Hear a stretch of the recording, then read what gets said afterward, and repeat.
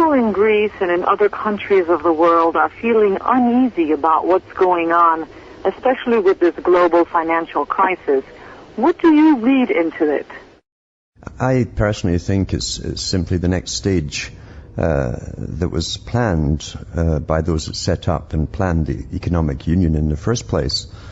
Because if you go into the writings of John Maynard Keynes, who set up the structure for this kind of economy that we're in today, where it's basically debt-based economy, with nothing to back up money in itself except more and more loans and selling off the loans for interest, etc.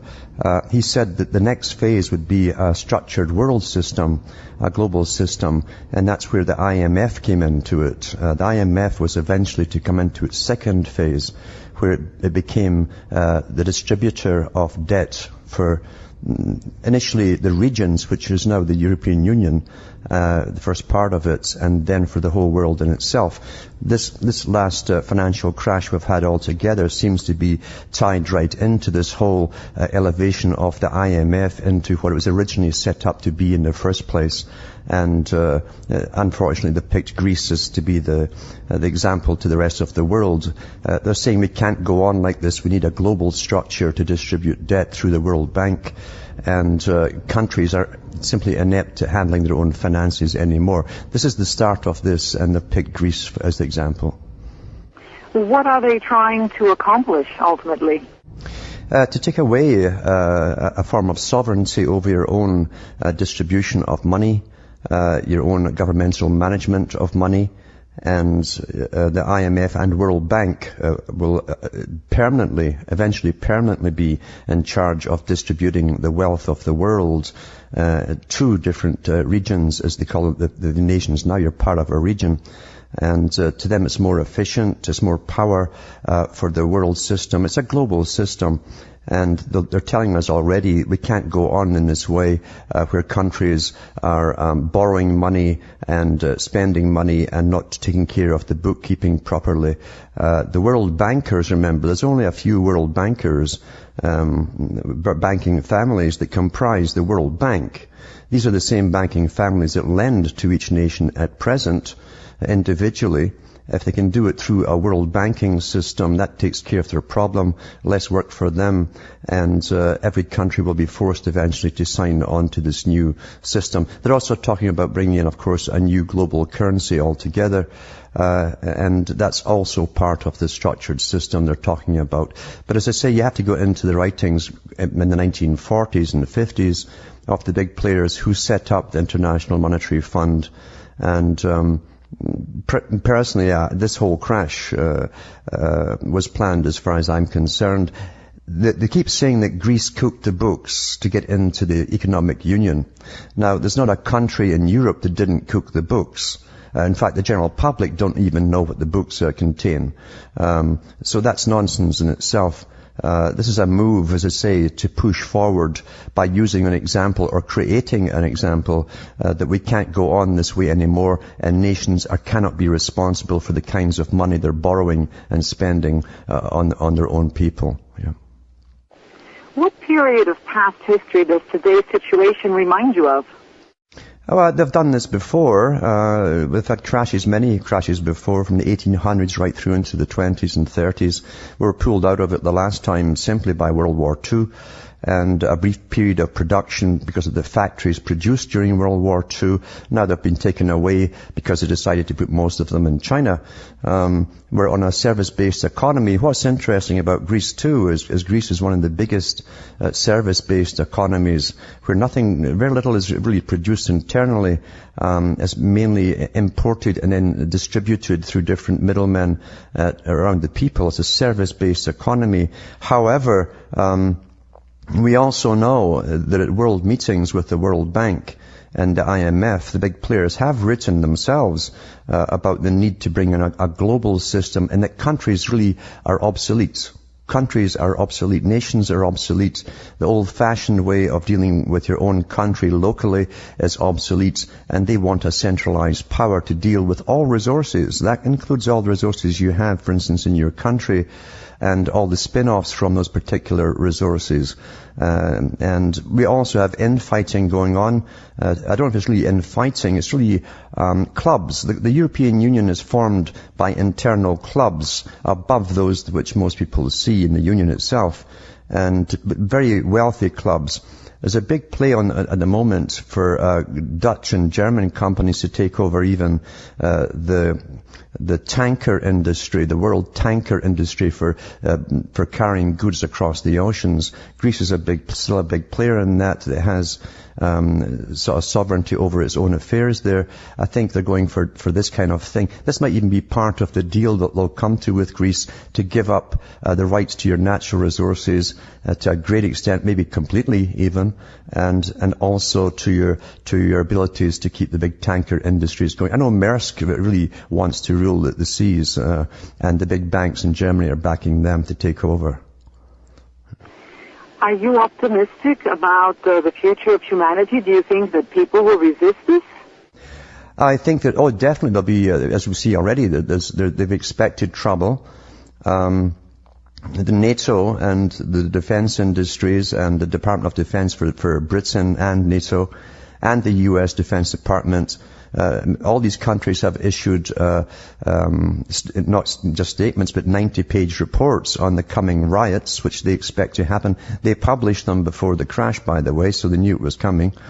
And they simply say it's something we must go through to restructure this world into a more manageable, expertly run system, where people have no longer the privacy of doing their own bookkeeping in their own sovereign countries. That's obsolete now, apparently. And during this period of austerity, as they're calling it, what it's really about is teaching us we're a non-consumerist society anymore.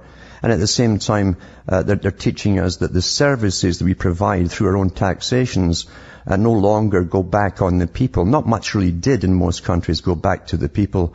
But what they're really doing is taking away even the right to that. And most of the money will go for debt collection and share what they call sharing the wealth of the world, which is a misnomer in itself. Now you've used they're teaching us quite a few times. What should we be teaching ourselves or our children? What we should be teaching them is the more recent histories of the setup of the World Bank. There's lots of writings put out there by those involved. As I say, John Maynard Keynes said that Bretton Woods Agreement, when we went off gold standards, nothing to back the money, just borrow and sell off the debt. He said this is part one. He said we in our lifetime will not see part two come in. He says, but that's our goal, this sort of golden age where the elites would get the right to rule the world through experts rather than leave it to countries and sovereign nations themselves. And it would also, as I say, be a redistribution of wealth, austerity. They're going to take us off the consumer-type systems, and also take us down as far as I say, getting something back from all the taxes that you pay into the system. It's to be a brand new scientifically designed society, and post-democratic, by the way. That's the term they used, post-democratic. That term has been floated again over and over by the Club of Rome, that is the premier advisor as a think tank for the United Nations and the World Bank and the IMF. They said we're now in a post-democratic system. So really you're in a system which is run by experts, and as they call themselves, and we can't go on living the way we used to live. They want regional and global structures set up. The European Union itself is only one part of the global structure. The NAFTA agreement and the integration of the Americas is the second one. And they also have been working since 1920 on the setting up of the Pacific Rim, the APAC countries. And that's what they've done already. China is to be the main country ruling over Australia, New Zealand, etc., etc. But everyone ultimately is to be under the authority of the United Nations. And through a period of chaos and restructuring, that's what they hope to eventually bring out of it. The main problem right now is to manage the public perceptions as we go through the vast changes which are planned. Do you mind if I ask you a personal question? Yes. You have come across as a person who finds what is considered as normal or acceptable by most as limiting. What have you been seeking? What happens really is when you break out of the simple stories we're given in the media, and what I could never figure out even as a youngster, I couldn't figure out why the media would give you what was almost side effects of events that were happening rather than tell you the reasons behind them. They have brains, they have intellect, they have training, and yet I could go into libraries as a youngster and pick up books from the United Nations, world meetings, global meetings, the Club of Rome, and read their own writings, and then suddenly everything makes sense as to why things are actually happening. At world meetings, they don't sit down and make wish lists. They literally plan the future. They sign agreements. They then present those agreements as laws to be signed by national countries. Your national countries sign them. We've been doing this since 1946, since they signed the treaty at San Francisco for the United Nations. And there's no debate in any parliament. It's an astonishing system. We've really been post-democratic for a long time, and they've kept the illusion of democracy going in order to keep the people calm and working along quietly. And as I say, we experience the side effects of things, and we say, oh my, I guess we got to accept this, and we got to accept that, what can we do? But we're not told the real long-term agenda as we actually live through it. I think people are feeling helpless. That's the intention of it, is to create an apathy, and they actually wrote about this. Certain people that advocated the scientific system and attended to the world meetings, like Lord Bertrand Russell and Julian Huxley, who worked at UNESCO to bring in a world standardized educational system and a common reality, in other words. Julian Huxley said that we've got to create a form of apathy amongst the public. When the public are apathetic and feel helpless, they turn to those who have already the trained answers. Basically, they're trained to put the answers across to the public and guide us along this path. They're actually guiding us along a path to global governance, post-democratic, as I say. Do you think that the Internet is helping in spreading the word, spreading this information that you're sharing with us now? It isn't, and it isn't, because remember, the Internet came out of the military-industrial complex. They were using this during the Cold War, and writers like Zbigniew Brzezinski foretold that it would come. He didn't mention the Internet per se. He mentioned a system of communication which would have many purposes, but one of them was to collect data on every individual. Because in a complete society where those who rule earn safety, everyone must be very predictable. And they also talked about the coming information wars before we were given access to the Internet. So they set up their teams in advance with fantastic funding, thousands of them, to attract people in.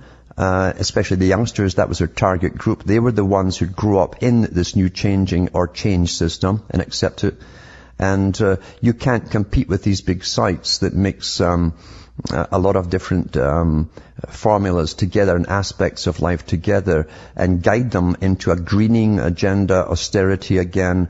Mankind is simply not responsible. We're destroyers. We've got to leave it to experts. There's thousands of sites out there funded, again, through the big agencies that work for the government. And they do it full time. So it's very difficult to find out what's truth and what is not. What I rely upon myself are the big official, what they're called foundational non-governmental organizations. They're registered as charities. Some of them, like the Rockefeller, has divisions within this charity of $30-odd trillion to dispense, forming and guiding their own armies of NGOs along this path we're on now. And they're all shouting austerity cutbacks, non-consumerism society, and expert guidance. That's their goal. And there's 1,000 main ones of them running our lives right now. I'd like to thank you so much for joining us. Thanks for having me on, and I wish us all good luck, because we're all going to